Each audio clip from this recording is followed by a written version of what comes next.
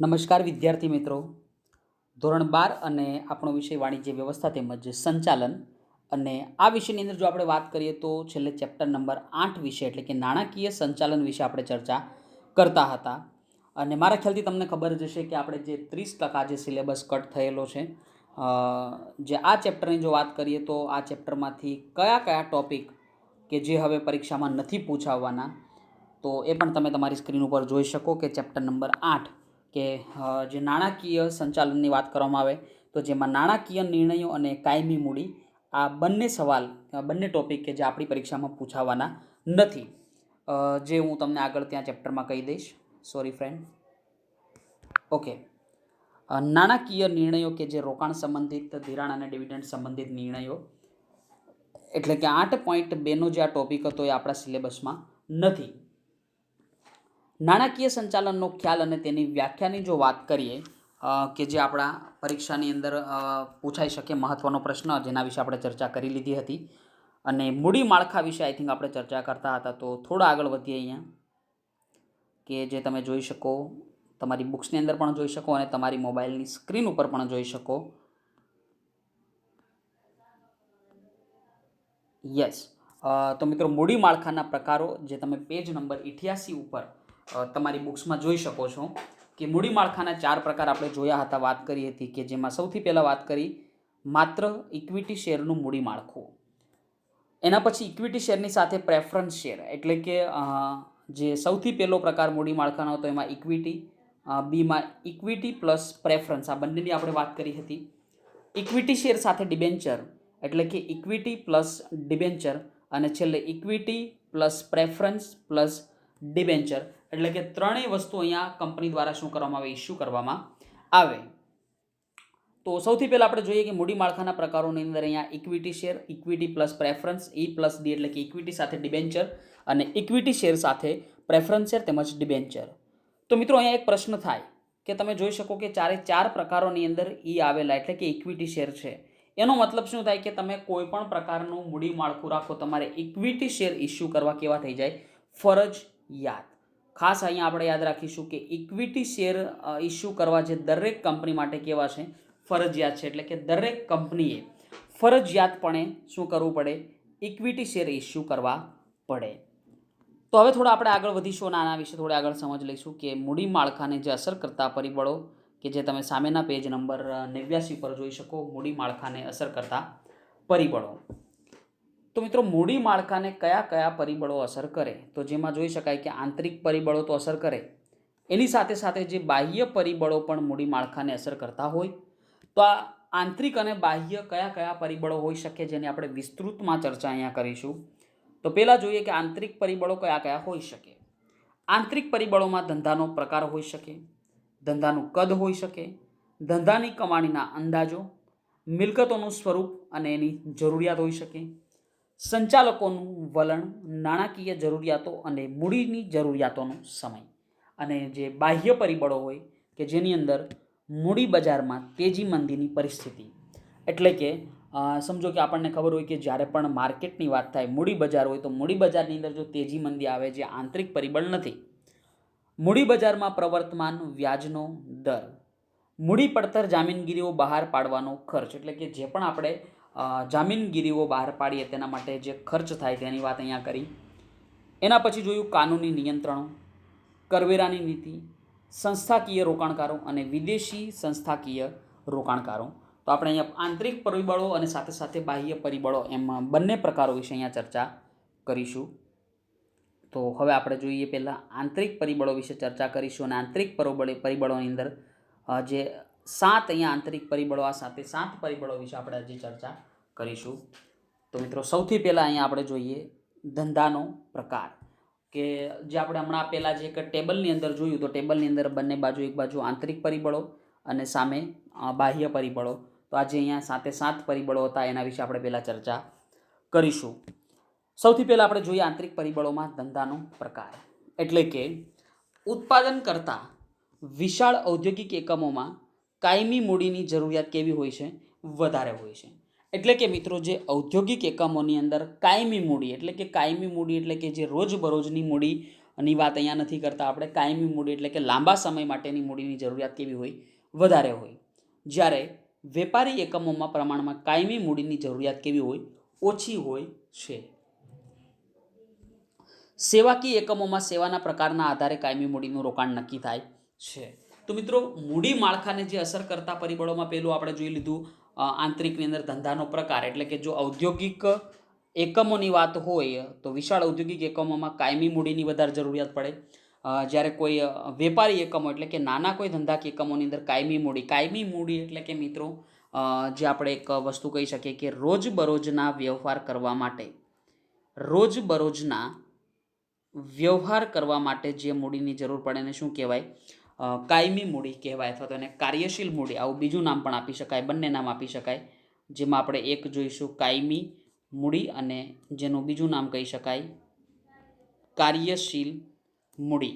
તો કાયમી મૂડી અને કાર્યશીલ મૂડી આ બંનેની જરૂર પડે.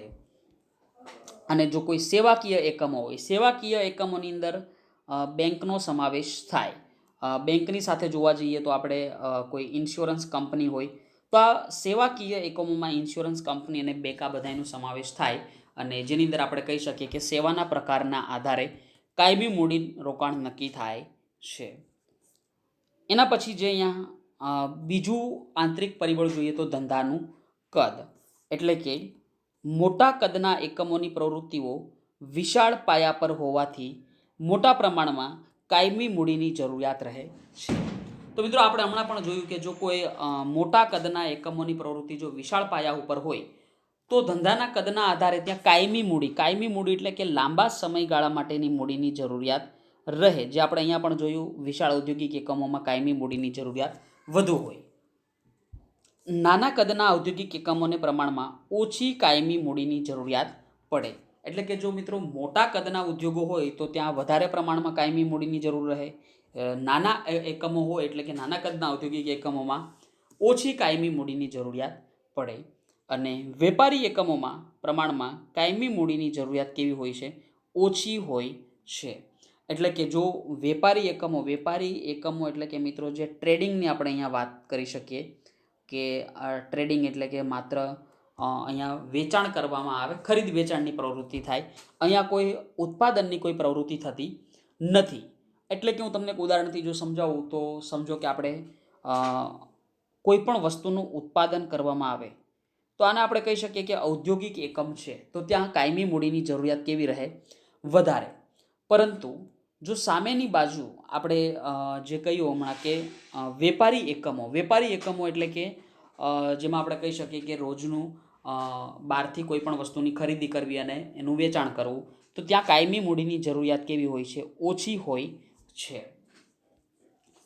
ધંધાની કમાણીના અંદાજો. ધંધાની કમાણી સ્થિર અથવા અસ્થિર હોઈ શકે છે. તો મિત્રો, અહીંયા એક વસ્તુ ક્લિયર થઈ કે જો ધંધાની કમાણીની વાત થાય તો ધંધાની કમાણી કેવી હોય? સ્થિર પણ હોઈ શકે અને અસ્થિર પણ હોઈ શકે.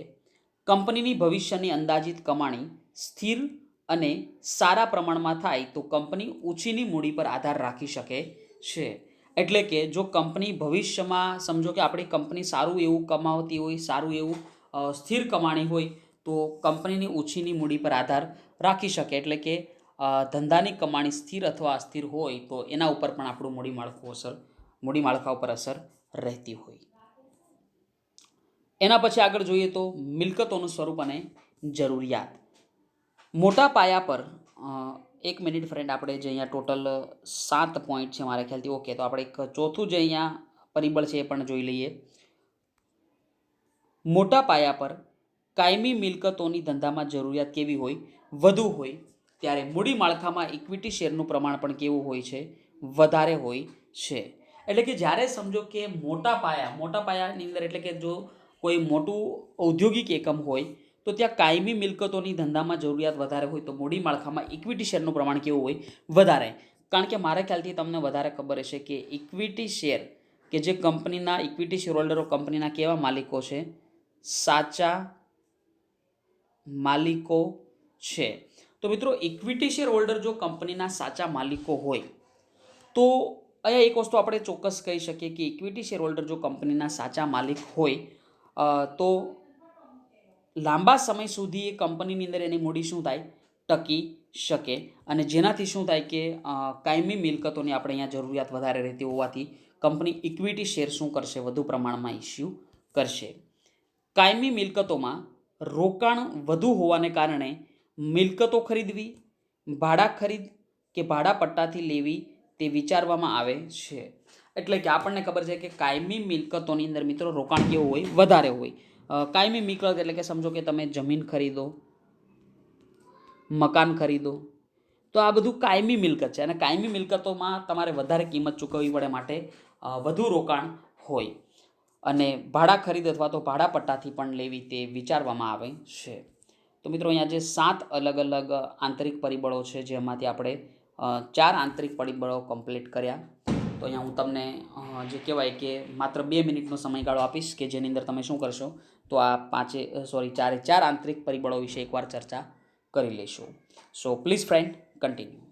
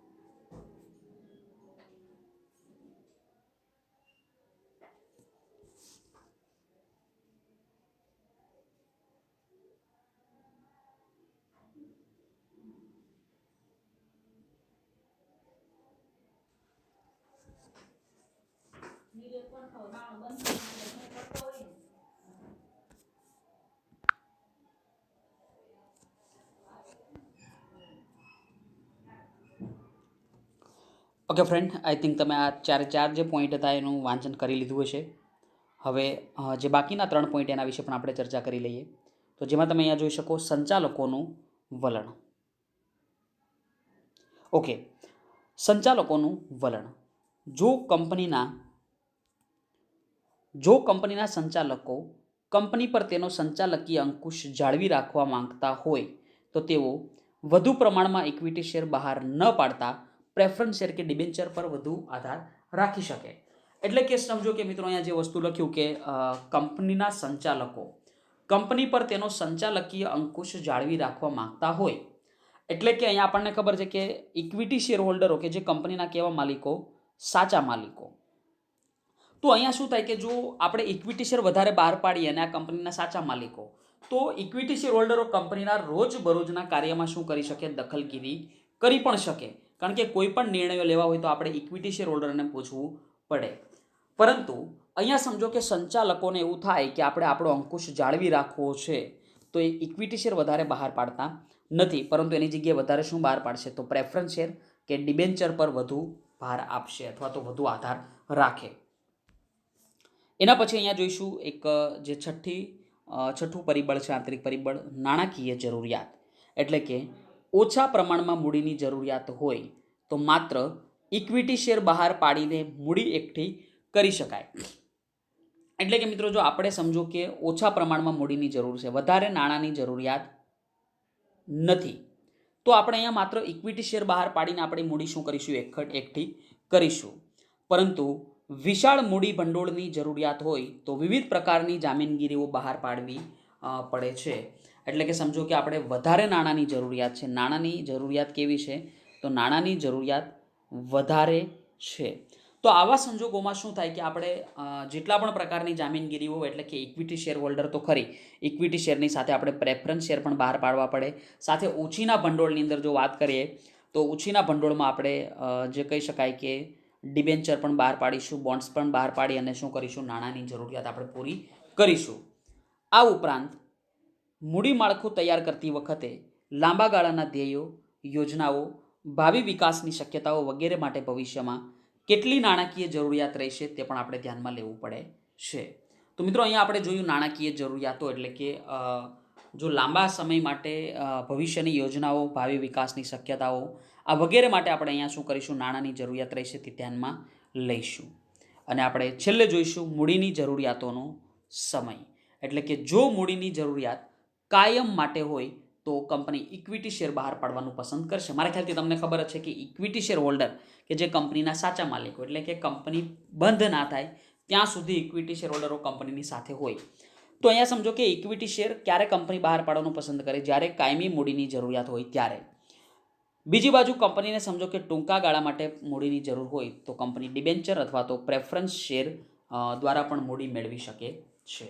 તો મિત્રો અહીંયા આપણે અલગ અલગ જે 7 આંતરિક પરિબળો વિશે ચર્ચા કરી અને બાકીના સૌથી પહેલા ભાગની અંદર આપણે 4 અહીંયા પરિબળો જોયા અને પછી 1-2 મિનિટનો તમને સ્વાધ્યાય માટે સમય આપ્યો અને પછી આપણે બાકીના 3, એટલે કે સંચાલકોનું વલણ, જરૂરિયાત, નાણાકીય જરૂરિયાતો અને મૂડીની જરૂરિયાતોનો સમય, આ 3 વિશે પણ ચર્ચા કરી. તો હવે હું અહીંયા તમને સમજો કે 2 થી 2.5 મિનિટનો સમય આપીશ, જેની અંદર તમે શું કરશો, તો સંચાલકોનું વલણ, નાણાકીય જરૂરિયાતો અને મૂડીની જરૂરિયાતોનો સમય, આ 3 જે અહીંયા પરિબળો છે એના વિશે એકવાર સ્વાધ્યાય કરી લઈશું અને એના પછી આપણે થોડા આગળ અહીંયા વધીશું. So please friend, continue.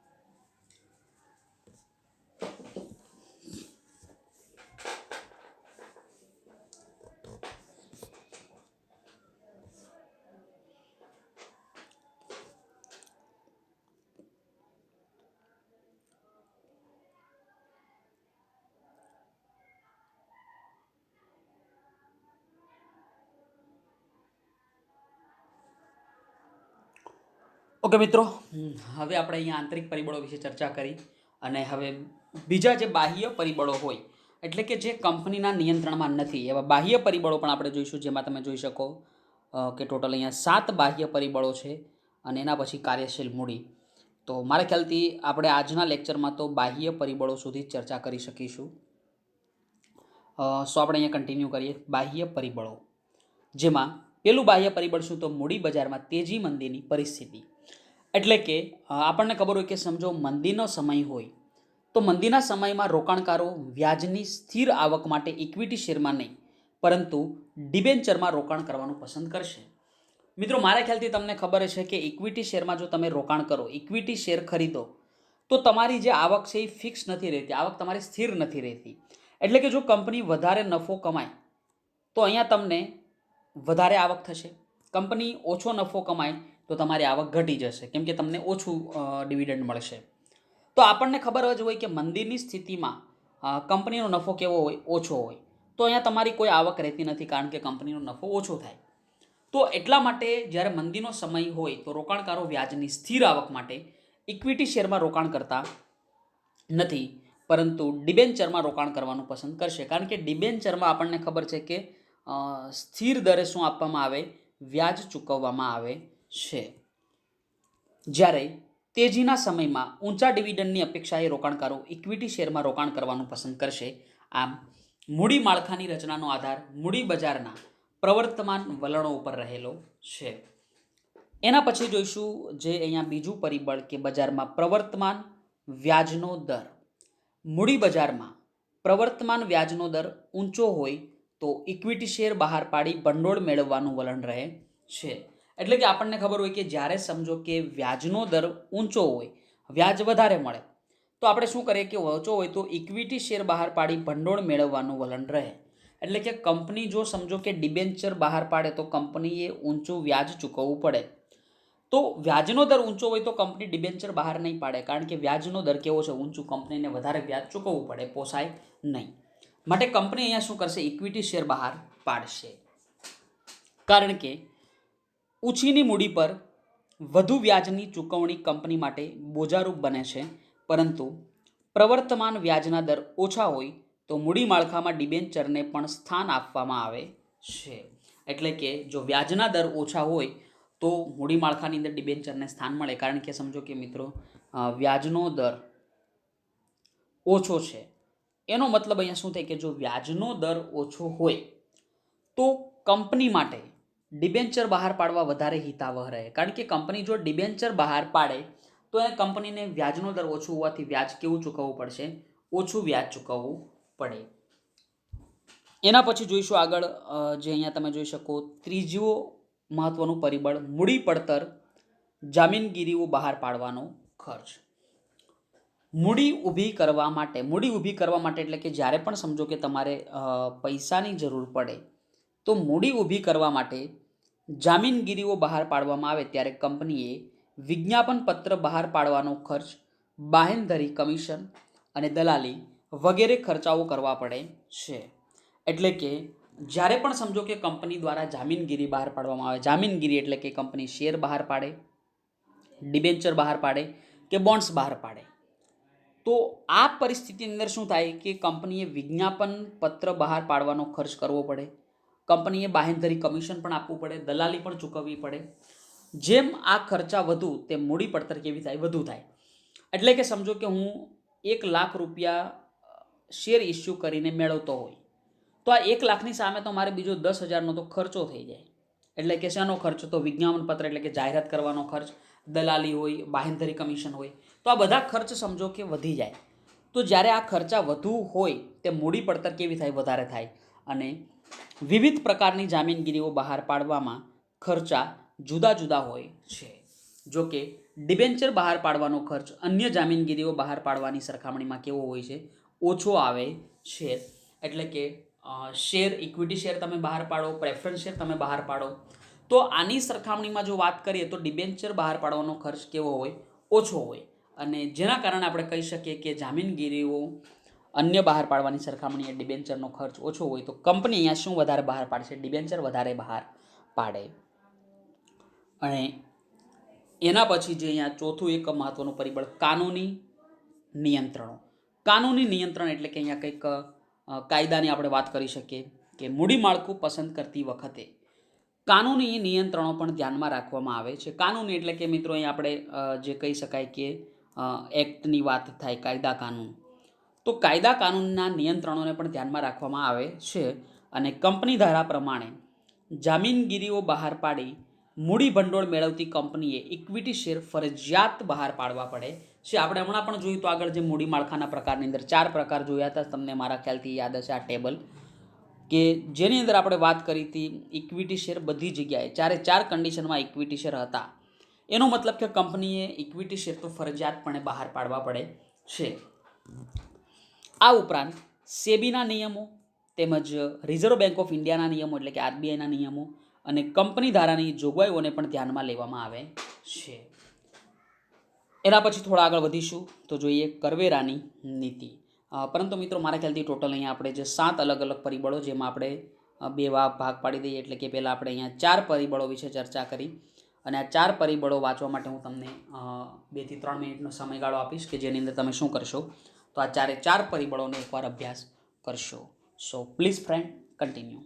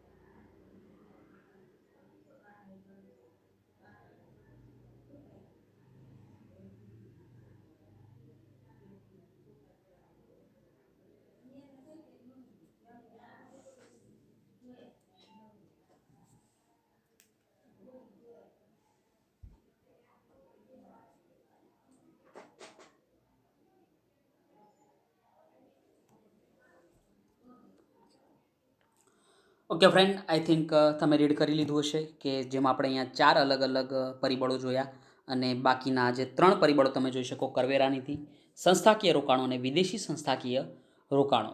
પરંતુ આપણી પાસે ખબર છે કે સમયની મર્યાદા હોય, અને હવે જે આપણી પાસે માત્ર 2 થી 3 મિનિટનો સમય બાકી, જેની અંદર આ નવા 3 ટોપિકો કમ્પ્લીટ કરવા, 3 પરિબળો કમ્પ્લીટ કરવા પોસિબલ નથી. તો જે આપણે કરવેરા નીતિ, સંસ્થાકીય રોકાણકારો અને વિદેશી સંસ્થાકીય રોકાણકારો, કે જે આપણે નેક્સ્ટ લેક્ચરથી કન્ટિન્યુ કરીશું. એટલે કે આજનો લેક્ચર આપણે જે કાનૂની નિયંત્રણો સુધી રહેશે, અને જે બાકીના જે આ 3 પોઈન્ટ કે જે આપણે આગળના લેક્ચરથી કન્ટિન્યુ કરીશું. તો આજના લેક્ચરની અંદર આપણે શું જોયું, એકવાર જોઈ લઈએ. તો સૌથી પહેલાં આપણે જોયું મૂડી માળખાના પ્રકારો, જેની અંદર 4 પ્રકારો, જે આપણે લાસ્ટ લેક્ચરમાં પણ જોયું હતું અને આજે રિવાઇઝ પણ કરી લીધું. એના પછી આગળનો ટોપિક મૂડી માળખાને અસર કરતા પરિબળો, કે જેમાં આંતરિક અને બાહ્ય પરિબળો બંનેના 7 પરિબળો, જેમાં આપણે આંતરિક પરિબળો જે 7 પરિબળો એના વિશે ચર્ચા કરી. બાહ્ય પરિબળોમાં જે આપણે જોયું કે 4 પરિબળો વિશે ચર્ચા કરી, જેમાં મૂડી બજારમાં તેજી મંદીની પરિસ્થિતિ, મૂડી બજારમાં પ્રવર્તમાન વ્યાજનો દર, મૂડી પડતર, જામીનગીરીઓ બહાર પાડવાનો ખર્ચ અને કાનૂની નિયંત્રણો. જ્યારે બાકીના કરવેરા નીતિ, સંસ્થાકીય રોકાણકારો અને વિદેશી સંસ્થાકીય રોકાણકારો, જે આપણે નેક્સ્ટ લેક્ચરથી કન્ટિન્યુ કરીશું. તો મિત્રો, આજના લેક્ચરને આપણે અહીંયા સુધી રાખીશું. સો thanks to all of you friend. Take care and bye bye.